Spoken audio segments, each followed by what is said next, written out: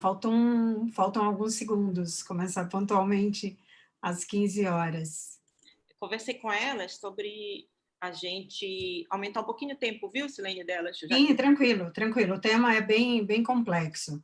Vamos lá, 15 horas. Bom, então nós damos início à quarta edição do projeto Mais Vozes. É uma iniciativa para dar visibilidade e análise crítica dos acontecimentos cotidianos na perspectiva de mulheres pesquisadoras, especialistas e ativistas nas diversas áreas do conhecimento.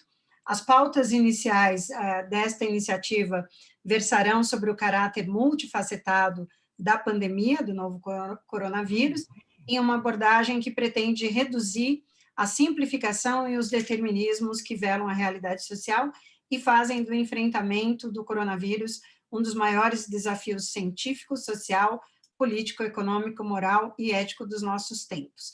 Nesta quarta edição, discutimos mulheres e a Covid-19, violência doméstica, sobrecarga e direitos.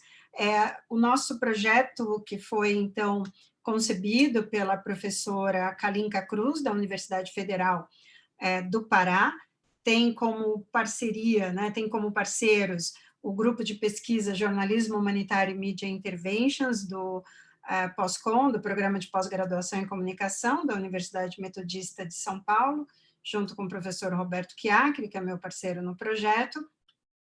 Temos também o projeto como parceiro Filosofia e Jornalismo, do Instituto Sede Sapiense, e o Instituto FATEC de Mauá, além, né, do nosso parceiro jornal GGN e o grupo Sociotrama da PUC de São Paulo.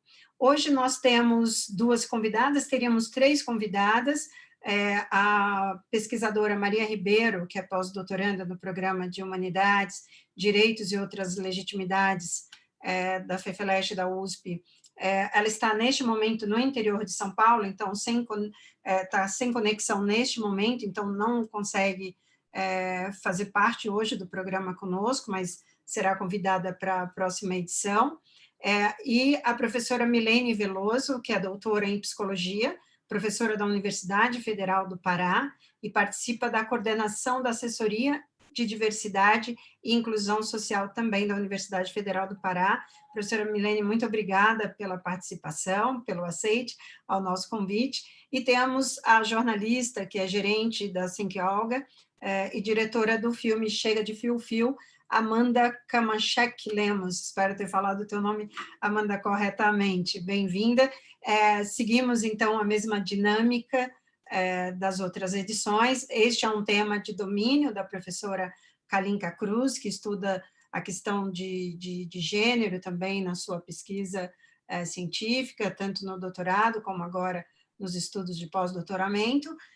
Então, a professora Kalinka segue com a interação com vocês, eu vou acompanhando aqui a participação dos internautas, que eu já aviso as nossas convidadas, que é bastante intensa essa interação, e eu vou filtrando aqui. Temos alguns robôs de vez em quando, né, mas também é um tema de domínio da professora Kalinka, né, tem uns robôs que tentam nos atrapalhar, mas já nos ensinaram a deixá-los de lado. Então, com você, professora Kalinka. Obrigada, Silene. Na verdade, o tema de gênero ele é transversal na minha pesquisa, mas ele está lá presente, né? Porque o ódio contra as mulheres ele é presente, não importa onde, e é o que acontece. Como eu estudo ódio, o ódio contra as mulheres, ele acontece lá, sempre presente, e é isso aí. Bom, eu queria agradecer a presença das nossas convidadas, agradecer a Silene, mais uma vez, que sem ela esse programa não seria possível. Queria pedir para vocês que a gente comece, acho que 10 minutos, como disse a Silene, cada um.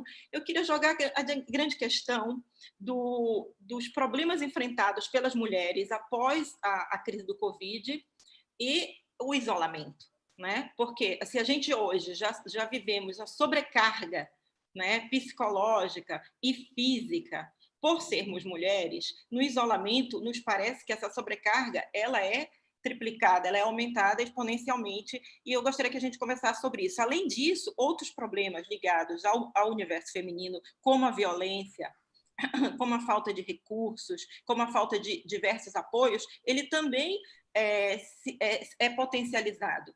Então, eu gostaria que, dentro do domínio de vocês, vocês trouxessem esse debate, enriquecessem esse debate para a gente, né? Então, eu vou começar com a professora Milene, agradecer a minha parceira Milene de projeto, também sou coordenadora da DIS, junto com ela. É um grande prazer recebê-la aqui e trazer o conhecimento dela para todos nós. Milene, obrigada, você pode começar, tá? Tá ok. Boa tarde, Kalinka, boa tarde, meninas. Muito obrigada pelo convite, Kalinka. Eu acho que, antes de eu iniciar a minha fala, pontuando algumas coisas que eu vejo que são muito importantes nesse momento, eu queria, primeiro, conversar um pouquinho para até divulgar o nosso trabalho, né, Kalinka? O que é assessoria de diversidade e inclusão social? Desde 2017, a gente se reuniu e faz parte desse grupo, além de nós, né, além de mim e Kalinka, a professora Zélia Amador de Deus, que imagino que vocês tenham algum conhecimento sobre o trabalho dela, né, no movimento negro. Também está conosco a professora Isabel Cabral, a professora Denise Cardoso, a professora Heloísa Canali, enfim, nós temos um grupo muito importante nesse momento, porque a universidade se debruçou para enfrentar, entre outras coisas, óbvio que a gente estava focado na questão da política de ação afirmativa, né, na UFPA. Mas nós nos deparamos também com a necessidade de trabalhar questões relacionadas à diversidade, diversidade étnica, diversidade cultural. E, obviamente, a gente vai esbarrar, e tem esbarrado, em muitas situações relacionadas à violência também dentro do espaço da universidade. Então, só para contar um pouquinho dessa experiência. Então, assim, mas a minha experiência profissional como pesquisadora, ao longo desses anos, eu venho pesquisando sobre violência, mais especificamente sobre violência contra crianças e adolescentes. A questão é que pensar violência contra criança e adolescente, necessariamente a gente vai pensar no contexto da violência doméstica, não é? E da violência contra a mulher. Então, até porque muitos autores têm apontado para nós que, na verdade, a violência contra a criança, ela é herdeira, de alguma forma, dessa violência, né, contra a mulher. Então, eu acho que é interessante a gente pensar que, primeiro, tem uma coisa que me preocupa muito nesse contexto agora, que todo mundo fala da pandemia, enfim, mas mesmo antes da pandemia, me preocupava muito o fato de que as pessoas falam de mulher como se ela fosse uma categoria única. Acho que tem uma ideia de homogeneidade, como se mulher tivesse só uma ideia de mulher, né? Uma imagem de mulher.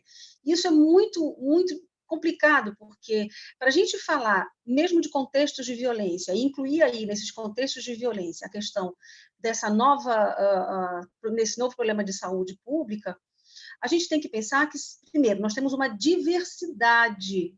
Nós não temos uma questão relacionada à mulher, nós temos diversas questões, ou seja, nós temos que pensar nas questões de gênero que vão estar atravessadas por questões que envolvem a sexualidade, por questões que envolvem raça, etnia, que envolvem diversos contextos.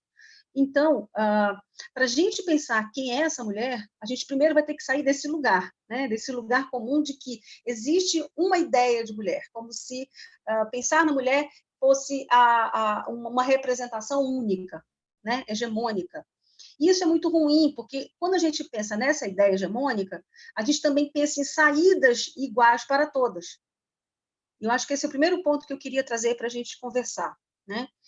Primeiro, que é muito importante, portanto, sair desse lugar, né, de olhar para a mulher como se ela fosse uma coisa só, né? Depois, pensar que os contextos são muito diferentes. Uma coisa é eu pensar em alternativas para mulheres de classe média, por exemplo, mulheres que têm acesso a bens materiais, mulheres que têm acesso à informação, enfim, tem um celular, tem carro, tem esse acesso, né? Uma coisa é pensar nas saídas e pensar como enfrentar situações difíceis. Ainda essa semana, eu também atuo na clínica de violência, junto com um grupo muito legal do pessoal do direito, né? Que coordenado pela professora Lana Tomás, e assim, essa semana a gente tem pensado em como orientar as mulheres para sair de situações de violência. Visto que, como você colocou, Kalinka, a gente está sendo obrigado a ficar em casa, digamos assim, a gente está tentando respeitar esse isolamento, que, na verdade, muita gente nem está fazendo isso direitinho, né? Mas, de qualquer forma, existe aí essa condição, né? A gente está mais dentro de casa, as pessoas, de alguma forma, aumentaram o seu convívio. Isso, por si só, já é bem complicado, né? Eu não preciso necessariamente pensar que vai ocorrer violência pelo fato de que aconteceu a doença, mas, pelo contrário, o fato de nós convivermos cotidianamente com qualquer ser humano, isso pode acontecer. A convivência cotidiana, ela vai trazendo, vai acirrando coisas que nós já conhecíamos, mas que no cotidiano, né, isso fica mais forte, principalmente em situação de confinamento, né, onde eu tenho menos opções, onde eu tenho menos condição de sair. Mas, voltando para a questão do contexto que eu estava falando, como que eu vou orientar de forma hegemônica? Por exemplo, nós estamos pensando numa cartilha para dizer assim, olha, se você sofrer alguma agressão, você tenha em mãos os seus documentos, procure o telefone, ligue para a polícia, enfim, quais são as medidas, né? Quais são os passos que essas mulheres poderiam dar para se proteger da situação de violência ou, pelo menos, buscar ajuda. Então, é muito difícil a gente pensar em orientações que possam atingir todas as mulheres, exatamente porque as situações são muito diversas, né? Esses contextos são múltiplos. Então, existem mulheres que vão poder acessar, digamos assim, essa informação, que vão poder acessar, por exemplo, a delegacia, vão poder fazer todo o seu procedimento, que vão ter acesso a advogado, vão ter acesso à proteção, mas outras mulheres moram em condições, né, muito desumanas. As desigualdades são muito fortes, então, como que eu vou homogeneizar as saídas? Essa é a minha grande angústia, sabe, Kalinka? Porque a gente precisa falar disso, as mulheres estão sobrecarregadas, isso não é exagero nenhum da nossa parte, né? A gente sempre esteve nessa condição, na verdade, né? Se sobrecarregando, enfim, as tarefas, elas são divididas, mas lá pelas tantas, quando você observa bem aquele contexto, você vai ver que, no fundo, as tarefas continuam, a maioria, sob a responsabilidade das mulheres, né? Por mais que os seus companheiros, enfim, as suas companheiras, elas dividam as tarefas, mas isso ainda tem aquele ranço, né? Só você ouvir quando as pessoas dizem, não, mas meu marido me ajuda, né? Quando ela diz me ajuda, você já traz aí essa discussão. Ué, mas por que ajuda? Na verdade, é divisão de tarefas, como se ele estivesse fazendo um favor para ela, né? Então, não há... eu me lembro muito quando a professora Zélia brinca com a gente, ela diz assim, é muito difícil discutir essas questões, né? Porque a questão do machismo, a questão dessas relações de poder, está tão enraizado no nosso cabeção, né? Como ela diz, está tão enraizado no nosso cotidiano, nas nossas formas de agir, de pensar, de falar, né? Que é por isso que é tão difícil. E aí, só para tentar organizar um pouco, né, o que eu estava tentando colocar na minha fala, é assim, primeiro, né, mania de professora, primeiro, a gente precisa desconstruir essa ideia de que existe uma imagem de mulher, nós somos diversas. Depois, que as saídas e os contextos também são muito diversos. Portanto, a gente precisa pensar nessa diversidade e como acessar e como trazer alternativas para essas mulheres. Eu acho que, por exemplo, muitas mulheres não têm nem acesso a esse tipo de mídia que a gente está fazendo aqui, esse tipo de conversa que a gente está fazendo aqui, não é? E depois, que é uma coisa muito importante, é como a gente vai provocar o poder público, provocar, né, a sociedade a repensar isso. Nós já tínhamos, antes da pandemia, uma situação muito ruim em termos de rede de proteção para as mulheres. Eu posso falar pelo Pará, né? Então, aqui no Pará, nós já estávamos com problemas seríssimos em termos de rede de apoio, rede de atendimento, em todos os níveis. Atendimento, responsabilização do agressor, todas essas redes já estavam com problemas antes da pandemia, né? Antes dessa doença ter se instalado. Então, ou seja, nós trouxemos um adicional para uma situação que já era muito complexa, né? Ela já era muito difícil. Eu tenho observado, em termos estatísticos, o aumento de casos de feminicídio, né? O aumento da violência doméstica, em todas as estatísticas que eu faço acompanhamento, porque no meu projeto de pesquisa eu acompanho as notificações de violência, a gente tem notado um aumento da notificação. É claro que eu estou muito curiosa agora, em 2020, de analisar essas notificações, eu só tenho dados até 2019. Por que eu estou dizendo isso? Porque eu desconfio que agora, em 2020, essas notificações vão cair e vão dar uma falsa ideia de que alguns tipos de violência deram uma arrefecida, né? Porque, inclusive, nossos olhos estão todos voltados para a questão do Covid-19. Então, eu tenho medo, porque eu já vi propagandas, inclusive do governo do Estado, dizendo, olha, caiu o número de homicídios, olha, caiu o número de... Não sei se caiu, ou as pessoas não estão fazendo o devido registro. Nós temos um problema sério de subnotificação de todos esses casos, assim como a gente está assistindo um problema sério de subnotificação de óbitos e de casos do Covid-19. Quem faz análise de mortalidade sabe disso. Quer dizer, você tem uma subnotificação, principalmente casos de violência. Então, está muito atrelado essa questão da notificação a qual é a percepção do profissional que faz a notificação. Então, ele pode não achar que foi, por exemplo, a morte foi causada, foi um feminicídio. Ele pode até considerar que a mulher teve lesão, tá? Mas ele pode colocar outra causa-morte. Não sei se vocês estão conseguindo me entender. Então, assim, nós temos um cenário, portanto, muito complexo para pensar em qual é a condição da mulher hoje no Brasil, né? Das mulheres, de um modo geral. Primeiro, pelo que eu comecei a falar, esse contexto mais amplo, né? Diverso, mas também porque nós não temos pensado, a gente, enquanto sociedade, depois da Lei Maria da Penha, o que teve de mais concreto para a gente pensar em termos de política pública para enfrentar isso? É muita coisa Temos, uma fala rica, né? hein? Muita coisa numa fala só. Bom, Vamos entender isso.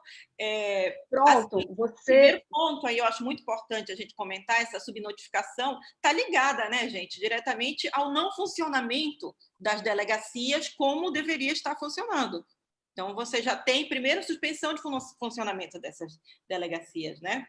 E o segundo ponto as próprias mulheres, mesmo com o funcionamento de algumas instituições, elas não querem sair, ou não vão sair, não conseguem, se elas já não vão em situação normal, você imagina a situação. Mas eu vou deixar agora a Amanda fazer um comentário geral da fala dela, e depois a gente volta para você, tá, Milene? Obrigada, tá ótimo. Tudo bem, querida.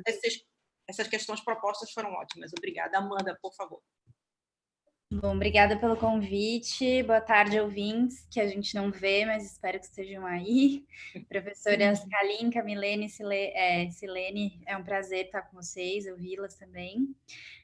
Bom, hoje falo pela Tincolga, que é uma organização feminista que surgiu em 2014, com o objetivo de produzir materiais e trazer a comunicação para um lugar de direitos das mulheres, e tentar trazer temas para a pauta, para a agenda pública, né? E violência doméstica é um desses temas que, para nós, é muito caro. Acho que a gente está num momento agora, contando, já são quase 60 dias de isolamento do nosso lado, e a gente sai de um lugar onde a gente não tinha ideia do que estava acontecendo, então, com novas rotinas de trabalho, grande parte da equipe é composta por mães, né, que estão trabalhando de casa, com a possibilidade que poucas mulheres têm, de fato, de trabalharem de casa, mas com filhos bem pequenos e bebês, e com bastante dificuldade de manter a rotina de limpeza da casa, de cuidado com os filhos. Outras mulheres também mais jovens que entraram para a equipe, e toda essa questão do trabalho, como a gente faz para se manter conectada. Então, a primeira coisa que a gente fez depois do susto foi, a gente pensou, a gente precisa fazer uma análise com o que existe de dados, e de fato a gente sabe que os dados ainda não são conclusivos. O que tem saído, né, sobre os casos, tanto da Covid-19 com relação a mulheres, a gente já tem muito mais informação, mas a gente ainda está começando a produzir análises. Do nosso lado, como pessoas que já pesquisam e estão engajadas com o tema da violência de gênero há bastante tempo, a gente produziu um relatório chamado Mulheres em Tempos de Pandemia, os agravantes das desigualdades e os catalisadores das mudanças. Então, a gente elaborou esse relatório pensando em 3 frentes e 3 impactos que a Covid terá na vida das mulheres e já está tendo num primeiro momento. A gente separou um eixo de violência doméstica, que é o tema que tem sido mais falado, agora até pela mídia, mas também tem outros 2 temas que são muito importantes no momento de pandemia, né, e também de crise sanitária e econômica, que são o eixo de saúde e o eixo de economia e trabalho. E nesse relatório, como a gente está falando agora mais sobre violência doméstica, a gente traz um pouco mais essa questão do isolamento, de fato, e de quais são as mulheres que vão ser mais impactadas, né? A gente sabe que a violência doméstica, infelizmente, é um problema de muitas mulheres e que em suas intersecções, né, com gênero, raça e classe, podem ter, né, violências agregadas. Então, a gente está olhando também, assim como a professora Milene falou, para as mulheres que, numa primeira linha, não têm acesso ao serviço de atendimento à mulher, ou seja, mulheres que já não conhecem o serviço, os seus direitos, numa situação normal e que, em tempos de pandemia, não tem a quem recorrer, né? Quando você olha para uma situação de violência de isolamento, ou seja, em que você está 24 horas do lado do seu agressor, tanto pensando nas mulheres que, de fato, sofrem violências psicológicas e físicas do marido, sexuais também, quanto meninas, né, crianças e adolescentes, cuja maior parte dos agressores são os pais, padrastos, né, e outras pessoas nesse contexto familiar, a gente, num primeiro momento, de fato, olha para a urgência desse tema, né? E quando a gente coloca as mulheres em situação, né, de violência doméstica, a gente vê para um dos principais problemas que as mulheres estão enfrentando nesse cenário de quarentena. E alguns agravantes desse cenário, para além do contato, né, da convivência o tempo inteiro, do estresse, da frustração e do aumento que a violência acontece nesse tipo de situação, onde a mulher não tem outros familiares e outras pessoas ali do lado delas, apoiando e tentando impedir esse cenário de violência, a gente tem uma questão muito séria, que é a questão da renda, a questão da economia, dessa crise, enfim, que tem gerado muito desemprego, e não só desemprego, mas muita instabilidade, né, para essas mulheres. E a situação econômica, o ganho, a renda dessas mulheres é um grande fator agravante da violência. Quanto mais dependência financeira e emocional as mulheres têm dos seus maridos, mais risco e mais vulnerabilidade acontece e está presente nesse cenário. Ou seja, as mulheres não têm para onde ir numa situação que apanham do marido ou sofrem violência psicológica ou outros tipos de violência dentro de casa. Não podem ser abrigadas nem por serviços públicos, casa-abrigo agora, como fazer, né, para apoiar e trazer essas mulheres num contexto em que as pessoas têm que ficar isoladas em pequenos núcleos, muitas vezes familiares, e ao mesmo tempo não conseguem ir para casa de outras pessoas, né? Então é um cenário realmente muito preocupante. Quando a gente olha para as mulheres que estão desempregadas em trabalho informal, a gente vê de novo muito essa questão de quando a gente fala das mulheres que estão enfrentando os piores problemas, são as mulheres negras e são as mulheres pobres. São dessas mulheres, né? E são essas questões e caráteres sociais que estão mais em jogo agora. Por quê, né? Quando a gente pensa em quem são as mulheres que estão abaixo da linha de pobreza no Brasil, né, mais de 13 milhões de pessoas no Brasil sobrevivem abaixo da linha de pobreza, ou seja, com uma renda média de R$ 145 mensais. Entre essas pessoas, a grande maioria é composta por mulheres negras, mães, chefes de família e até mães solo, ou seja, mães que cuidam sozinhas de um ou mais filhos dentro de casa. Quando a gente olha também para as mulheres negras, a gente olha para trabalhos que são mal remunerados e informais, como mulheres que são faxineiras e domésticas, que são a maioria da população que exerce esse trabalho, e também para profissionais de saúde, ou seja, numa pandemia, é até óbvio dizer, mas quem está na linha de frente são as pessoas que cuidam, né?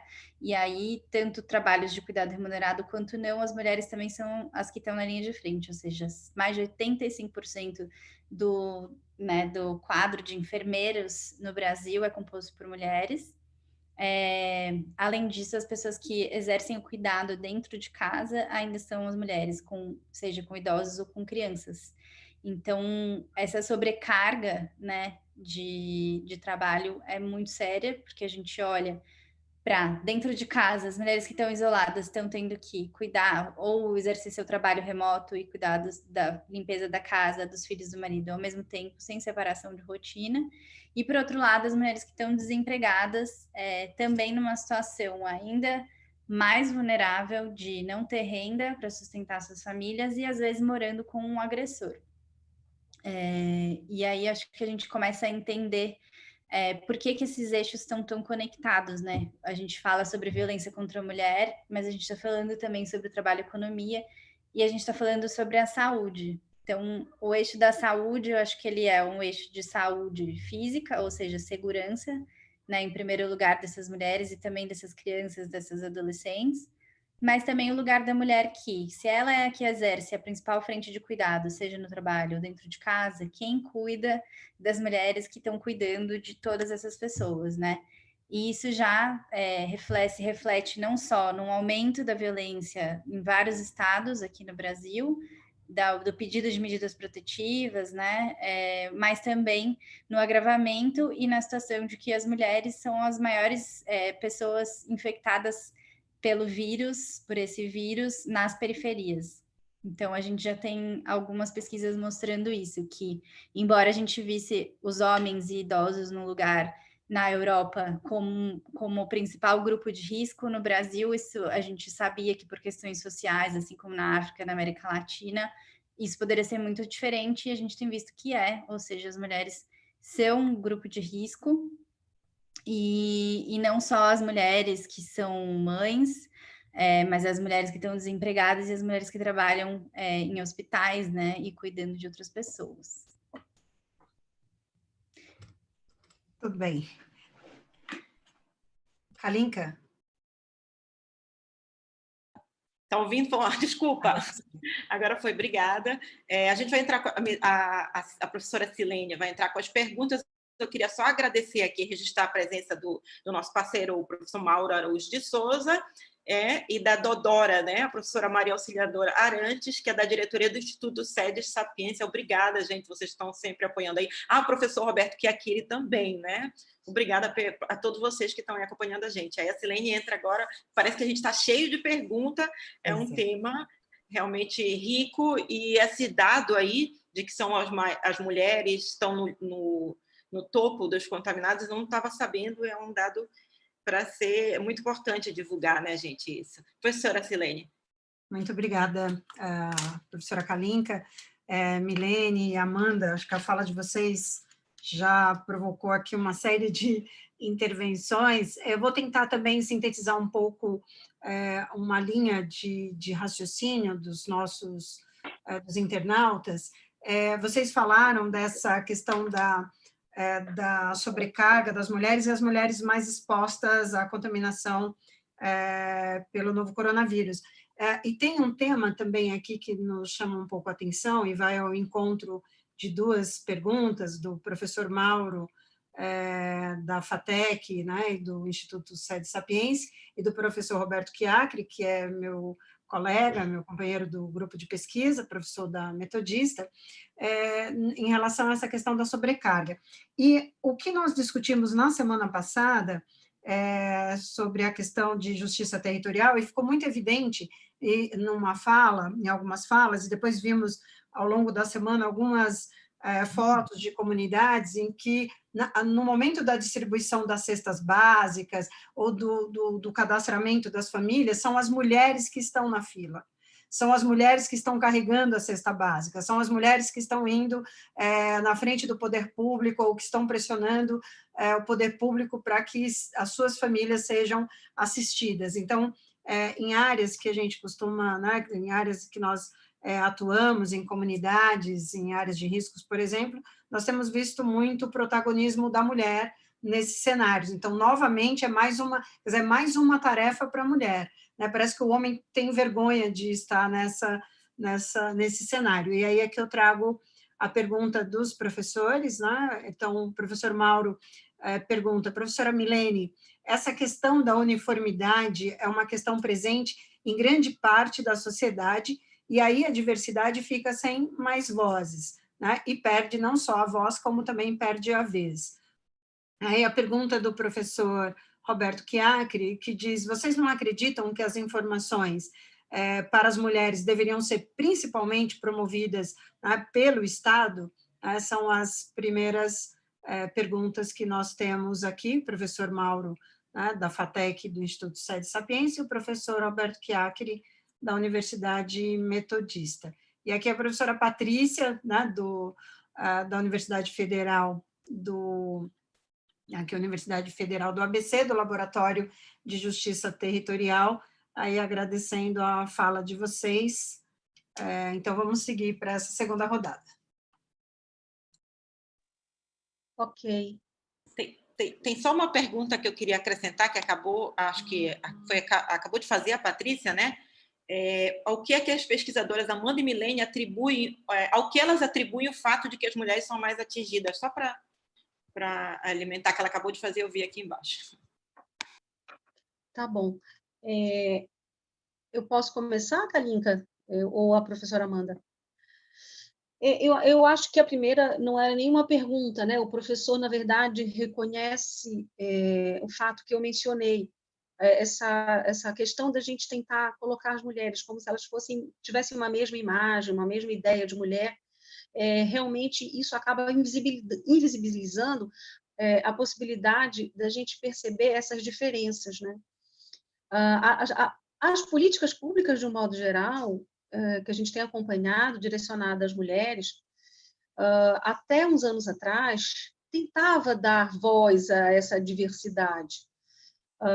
Nós sentíamos que os programas voltados à mulher, embora essa questão da saúde seja bem complexa, determinados programas acolhiam essa diversidade de gênero, a diversidade étnica, a diversidade cultural. Mas, de uns anos para cá, até já entrando na outra questão, na outra pergunta do professor, com relação a quem deve fornecer a informação, e se deve ser o Estado, né? Divulgar a informação. Obviamente, o Estado tem um papel preponderante, né? Não é só o Estado que tem que divulgar as informações, enfim, chegar até as mulheres. As mulheres precisam ser protagonistas disso, né?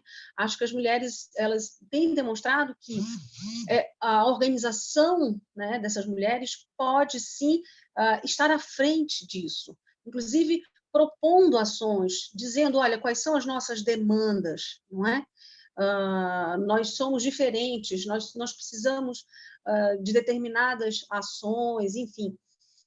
É claro que a gente é sempre guiado por grandes temas, né? Quando a gente fala de saúde da mulher, a gente sempre olha grandes temas, por exemplo, o aborto, a gravidez, a maternidade, e acaba que a gente não consegue, muitas vezes, diversificar para outras coisas, né? Outras peculiaridades, outras singularidades que nós mulheres vivemos. Mas eu queria só retomar uma coisa com relação a essa pergunta, né, do Estado. Não tem como a gente não ressaltar aqui que a gente vive um momento muito sério, muito grave, porque essas informações, nós estamos vivendo assim uma dificuldade enorme, porque tudo que é produzido pela academia, pelos cientistas, pelos profissionais, pelos técnicos, tem sido desqualificado, né? De alguma forma, isso tem sido desmerecido, colocado num lugar, né, como se não tivesse importância.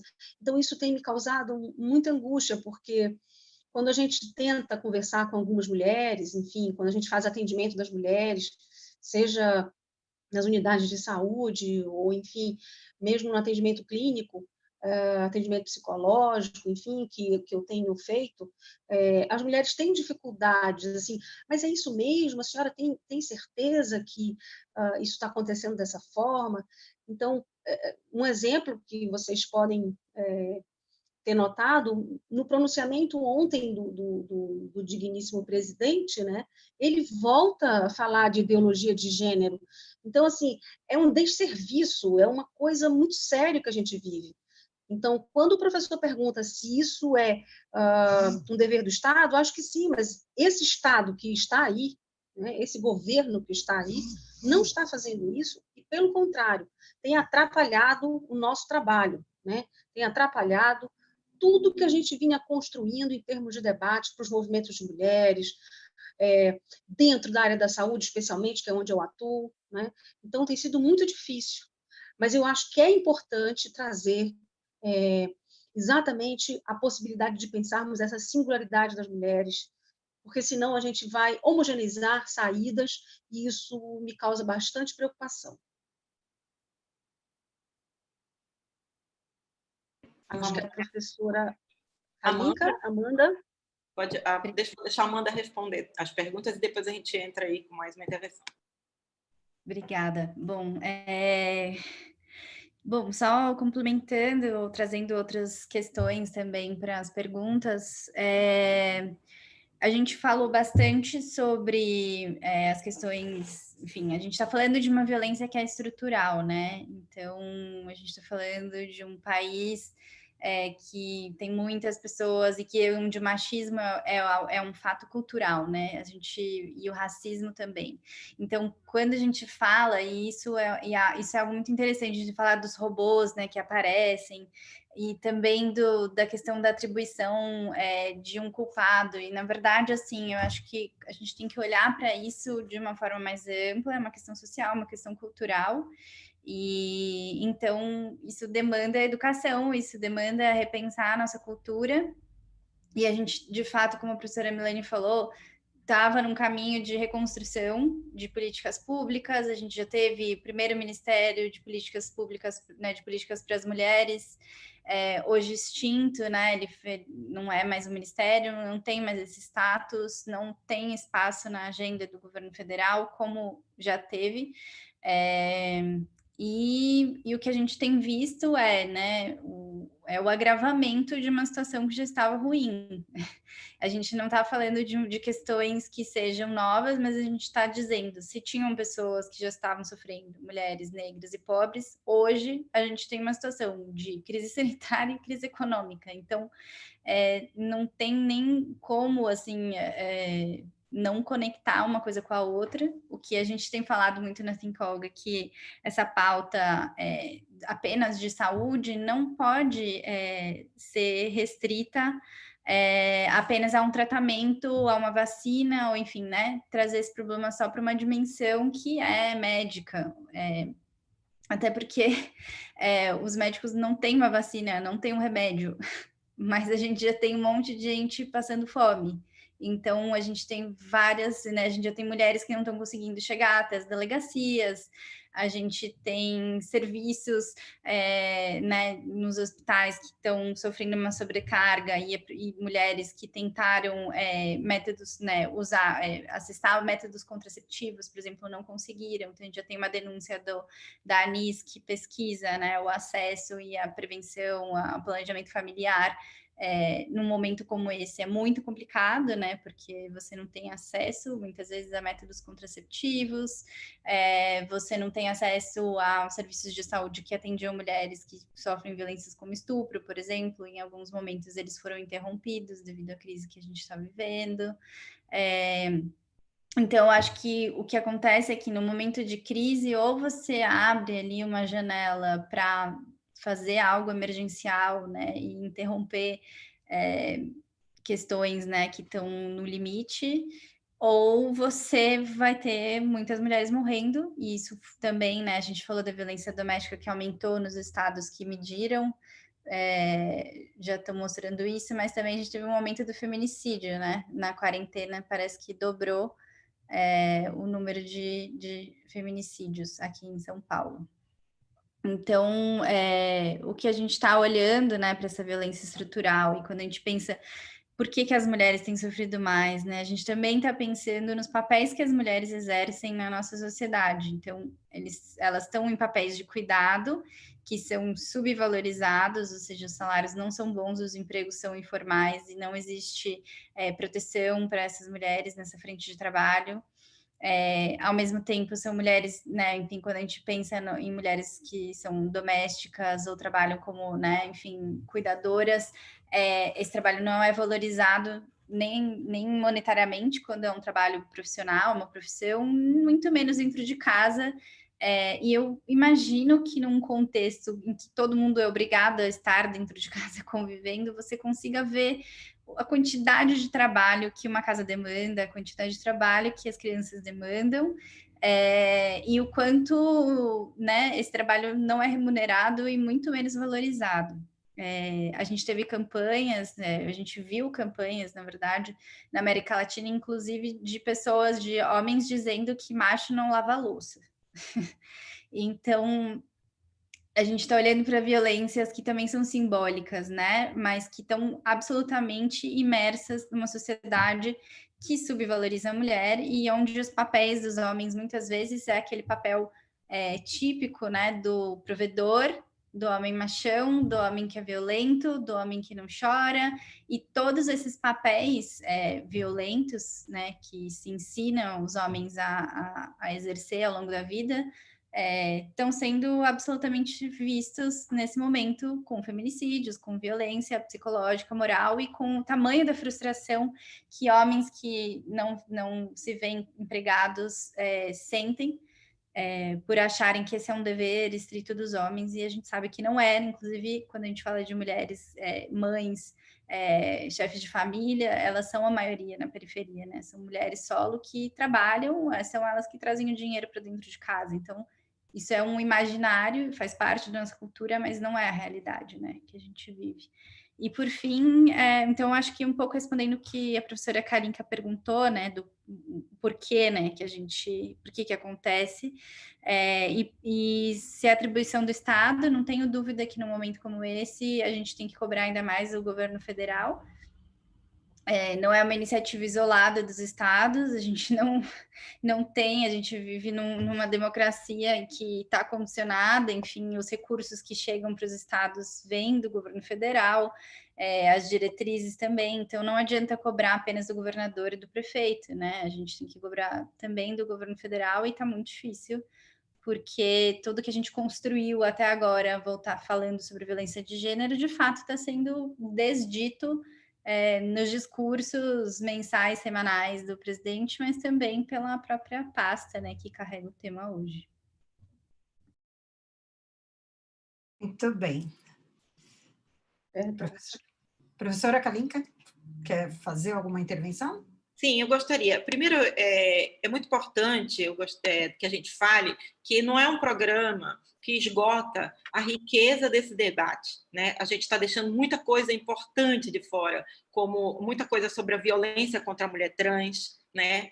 Sobre como essa mulher trans está, além da violência, que ela também não tem como reportar e se proteger, o fato de ela ser, na sociedade, a sua execração lhe forçar a permanecer na rua, isso é uma coisa que a gente quer trazer depois, que vai ser um debate à parte, mas eu queria colocar esse registro e dizer assim que não é esquecido, assim como, por exemplo, a própria questão de discutir a mulher, a questão das mulheres, precisa de um olhar sobre as mulheres negras, que têm uma situação diferente das mulheres brancas, diferente das mulheres de classe média, etc. Primeiro, eu queria fazer essa observação, né, para dizer que não é um tema esgotável, que a gente vai voltar a ele aqui em outros momentos, aceitamos sugestões, inclusive a característica do debate aqui é que a gente traga, veja o que vocês sugiram e vocês perguntem. Aí vou passar agora para a Silene, fazer as perguntas que foram, a professora Silene, trazer as outras perguntas que foram feitas e deixar depois para vocês comentarem a conclusão desse debate aí. Bom. Só uma coisa que eu esqueci que eu queria falar, quando estavas falando de violência simbólica, e ela é em diversos níveis, né, Amanda? A gente viu, por exemplo, memes rolando na internet desde o início do isolamento sobre isso, né? Uhum. E diversos tipos, por exemplo, memes que falam dos homens que vão ter que suportar ter sexo com a mesma mulher, e uma naturalização da violência desse discurso, né? Que é absurda, que é assustadoramente absurda a naturalização desse discurso. Então, uma coisa que eu acho que não cabe, porque essa questão da desmistificação do combate contra a violência simbólica, ela é individual também. Ela não é só o governo, somos todas nós. A partir do momento que a gente vê um meme passar e a gente não vai lá e não se... Eu como sou do ciberespaço, estou falando lá do meu ponto de vista na internet. Então, lá onde tu vê o ódio contra a mulher, lá onde tu vês a propagação dessa violência, inclusive contra não só essa que eu exemplifiquei, mas muitas outras, cabe a nós individualmente irmos lá e sermos, sim, os chatos do ciberespaço, porque o silêncio ele é normalizador, né? Então, era só uma observação boba, mas que eu acho que a gente precisa repetir essas coisas, né? Então, professora Silene.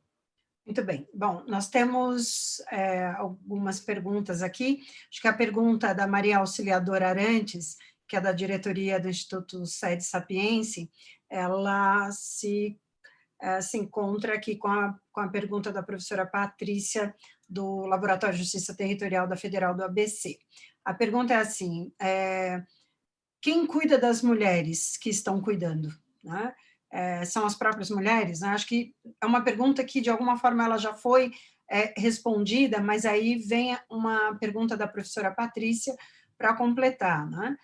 Ninguém cuida das mulheres, principalmente das mulheres negras, ou elas se cuidam, né, elas próprias, ou nós, mulheres negras, por nós mesmas, né? Senão vamos sucumbir. Então, aqui, de novo, né, uma discussão sobre essa diferença entre, para nós não generalizarmos a questão da mulher. O professor Mauro Araújo, do Instituto Sede Sapiense e da FATEC, de Mauá, faz a seguinte pergunta. Sou da área de filosofia e há grupos de mulheres filósofas. Até nesse território, as mulheres tiveram de lutar muito.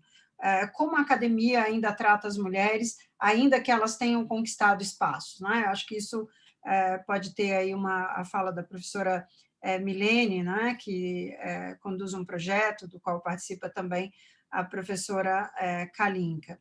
E, novamente, sobre a questão da desigualdade, como que ela tem, de alguma forma, se sobreposto e, na verdade, trazendo a violência emocional, física e psicológica contra as mulheres. Então, esse é o tema que mais repercutiu aqui, acho que uma abordagem sobre, novamente, as diversas formas de violência contra a mulher, lembrando que o nosso contexto, né, o contexto do novo coronavírus, e aí, então, nós temos 13 minutos, então, eu acredito que esta já seja a última rodada do nosso debate.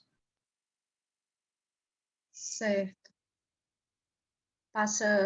Posso falar, então, professora? Eu queria só fazer antes de vocês entrarem para encerrar e a professora Silene entrar com últimos comentários, eu queria só dizer que a gente fez e queria fazer essa observação aqui, fazer um convite público. Nós fizemos o convite para muitas mulheres que estão no front, mulheres negras, mulheres trans, e essas não puderam estar hoje também conosco, né? Por exemplo, a Juliane Sintra, da Ação Educativa, uma série de mulheres que estão trabalhando direto nas comunidades e que eu sinto falta, gostaria de fazer esse convite público aqui às mulheres que estão no front trabalhando, que se sintam convidadas a participar, tá bom? Então, vou deixar agora a professora Milene.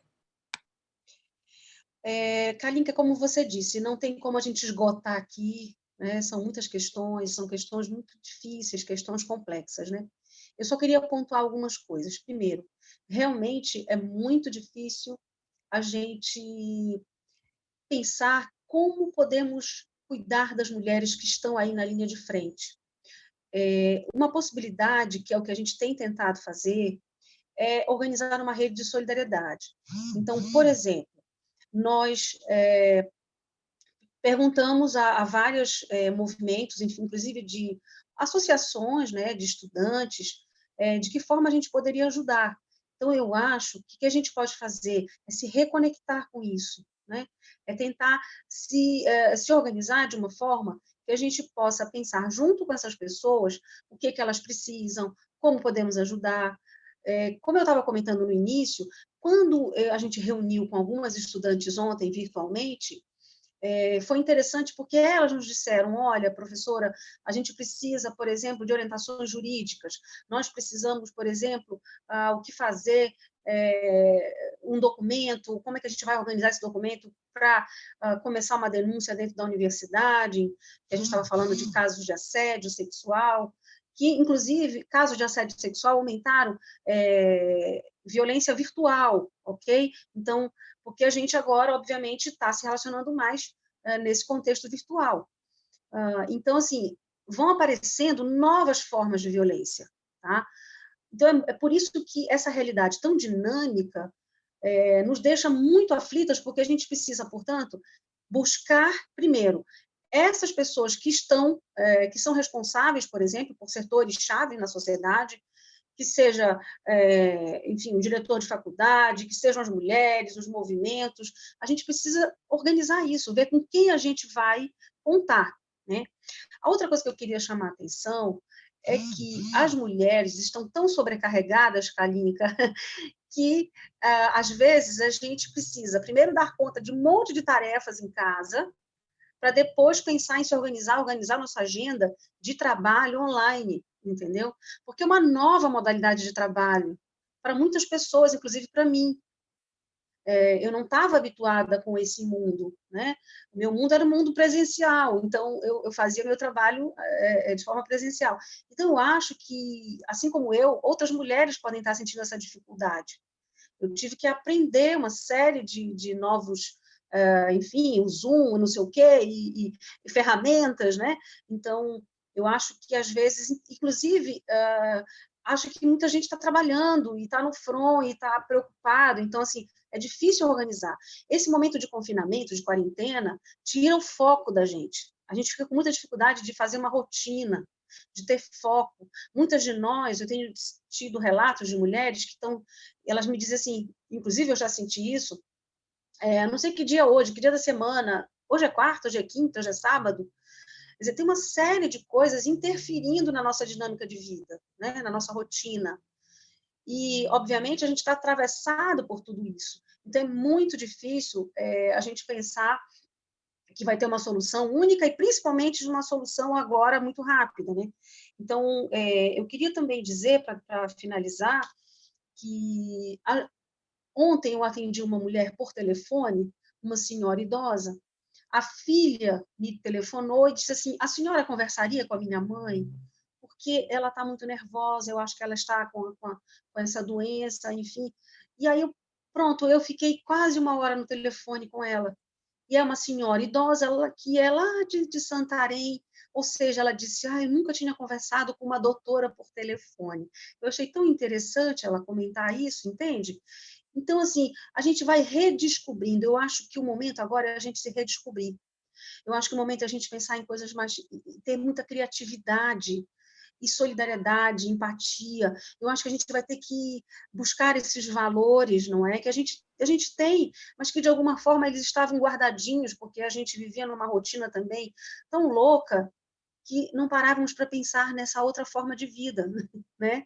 Então, eu acho que é importante agora a gente buscar reconectar com amigas, com amigos, com pessoas, mesmo que dessa forma. Tem muita coisa na internet, vocês já devem ter visto, aquela brincadeira de passar pela a vizinha mandando um café pela janela, né? Então, você vai arrumando outras formas, né, de demonstrar seu carinho, de demonstrar amor. Então, eu acho que também temos que pensar nessas saídas, né? Senão a gente fica muito amargurado, a gente fica muito solitário, fica muito triste. A violência está aí, a situação é grave, a situação é muito difícil, mas eu acho que nós também podemos ser porta-vozes de criação, de criatividade, de outras possibilidades. Eu queria deixar isso como um recado. Obrigada, Milene. A Amanda, que é da criatividade, né? Da inovação. Vou deixar a fala para você, Amanda. Obrigada. Professora Silene, você tem mais alguma questão? Eu acho que posso falar depois da Amanda para fechar o resumo. Tem mais perguntas aqui, mas só para fechar um pouco essa fala. Bom, a gente tá nessa deixa da criatividade. Vou aproveitar e responder uma pergunta também, que era o que significa inovação, e quando a gente pensa em questões sociais, mulheres negras. Eu estudei, na verdade, a minha pós-graduação foi em inovação social, então tudo que eu conheço sobre inovação tem foco na questão social.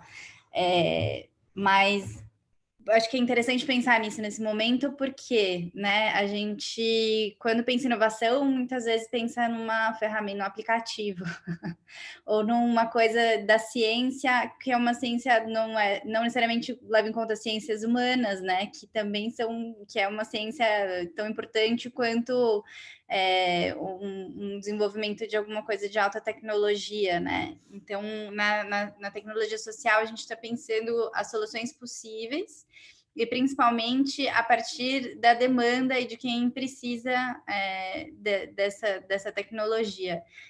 Quando a gente está olhando aqui, falando de várias mulheres, né? Se o governo, se a gestão pública não conseguir ouvir essas mulheres, que são as mulheres que estão precisando de renda, que são as mulheres que sofrem, que estão numa situação mais vulnerável, que sofrem violência doméstica, muito dificilmente vão conseguir criar uma solução para esse problema que seja a curto, médio ou longo prazo. A gente está cansado de ver inovação que, na verdade, gasta dinheiro, tempo e, na verdade, pouco aplicável.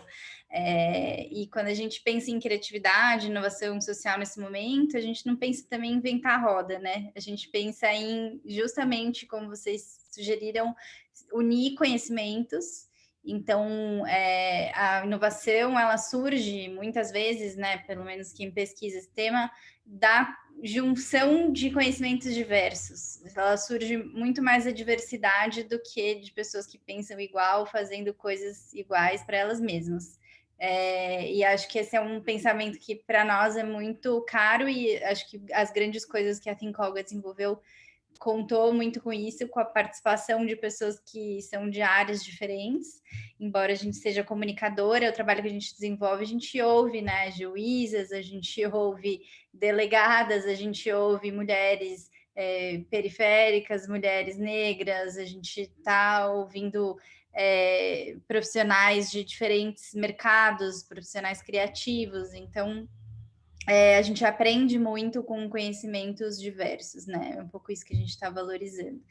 E nesse momento, eu acho que a criatividade tem que vir para nos libertar e não para nos tornar vítimas também do tanto de tecnologia que a gente tem à disposição.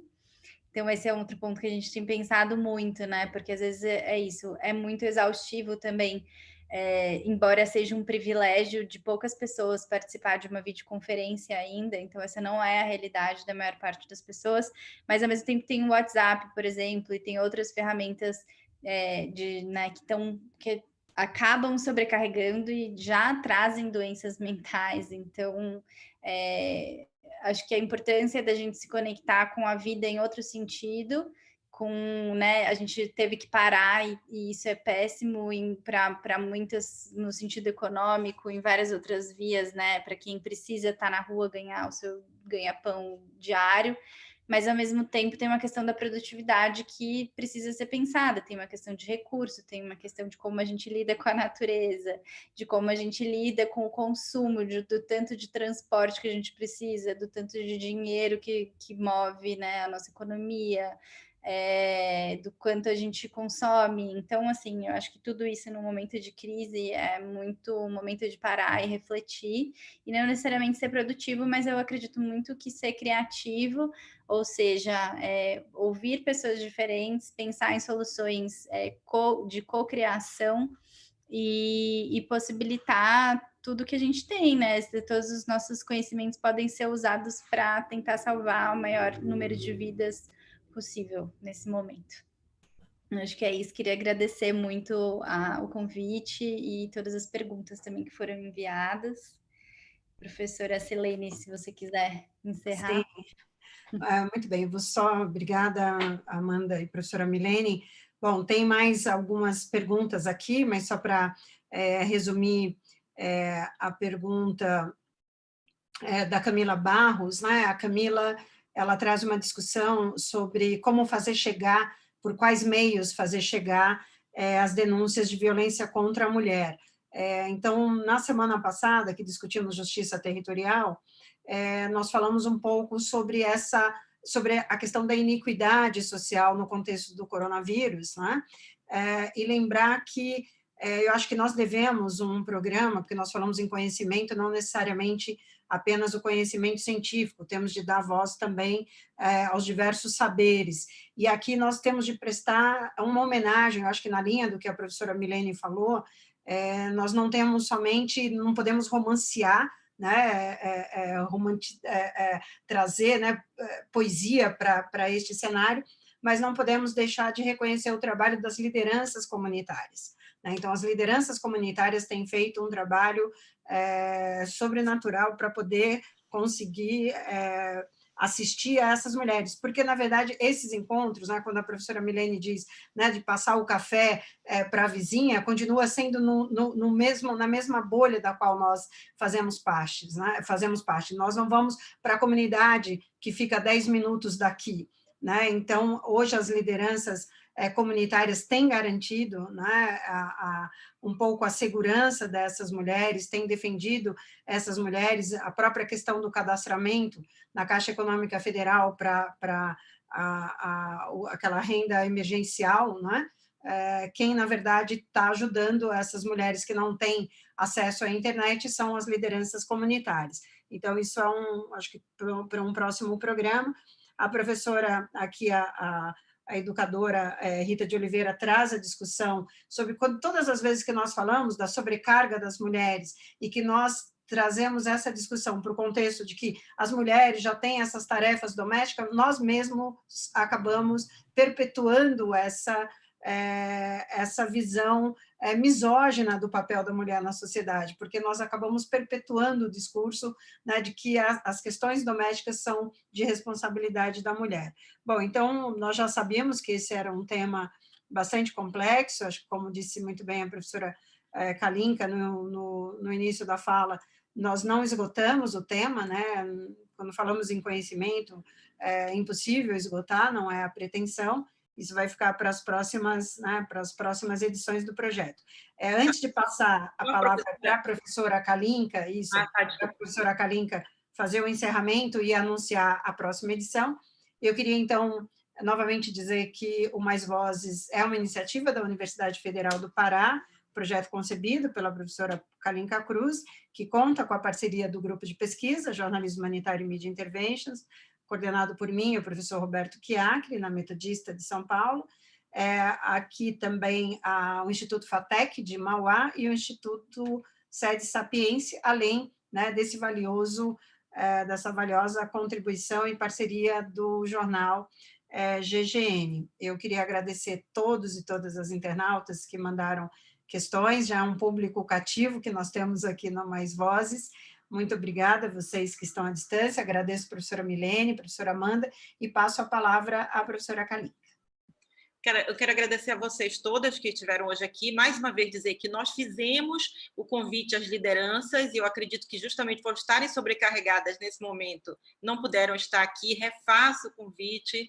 Queremos contar com essas mulheres, porque o Mais Vozes ele não é um programa que ele é um programa que quer dar vozes às mulheres e ao conhecimento, seja ele acadêmico, seja ele empírico, e que isso fique muito claro, são todas nossas convidadas, esperamos ampliar esse assunto uma próxima vez, e agradeço a presença de vocês, e obrigada, professora Silene, obrigada, professora Milene, obrigada, Amanda, e quem quiser sugerir temas, por favor, sugira. Na semana que vem a gente vai discutir a questão do encarceramento, né? E trazemos o nome das nossas parceiras durante essa semana. Obrigada, gente.